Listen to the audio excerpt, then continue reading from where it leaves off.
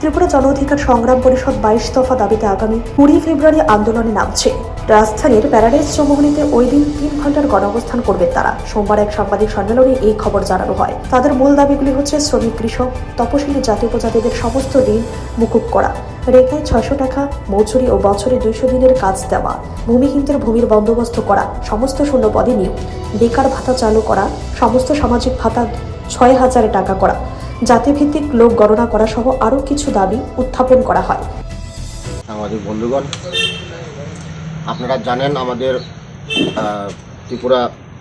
জন অধিকার সংগ্রাম পরিষদ, আমরা আগে ত্রিপুরা ছিল না, শুধু জন অধিকার সংগ্রাম পরিষদের নামে আমরা দীর্ঘদিন ধরে 2019 থেকে আমরা লড়াই সংগ্রাম করে এসেছি এবং বিগত 14ই ডিসেম্বর 2025 আমরা 2024 আমরা ত্রিপুরা জন অধিকার সংগ্রাম পরিষদ নামে আমরা কেন্দ্রীয় সম্মেলন হয়েছে এবং সেখানে আমাদের যে আজকে সারা ভারতবর্ষের যে পরিস্থিতি এবং বিশেষ করে যে কর্পোরেট পুঁজি যে আগ্রাসী এবং তার পাশাপাশি যে উগ্র হিন্দুত্ববাদী ফ্যাসিস্ট শক্তি এবং তাদের সহযোগী যে জাতি বিদ্বেষী শক্তিগুলো আজ বিভিন্নভাবে সারা ভারতবর্ষ জুড়ে সেখানে তাদের কর্পোরেট পুঁজির তাদের স্বার্থে আমাদের এখানে যে জল জঙ্গল জমির যেটা আমাদের অধিকার, আমাদের যে জনজাতিদের এবং এখানে যারা বিশেষ করে উত্তর পূর্বাঞ্চলে আজকে ওরা মধ্য ভারত থেকে বিভিন্ন রাজ্যের সেখানে যে প্রাকৃতিক সম্পদগুলো লুটপাট করার পর আজকে তারা উত্তর পূর্বাঞ্চলের যে ভরপুর প্রাকৃতিক সম্পদ সেটা লুট করার জন্য আজকে কর্পোরেট পুঁজি এবং ফ্যাসিস্ট শক্তিগুলো আজকে উঠে পড়ে লেগেছে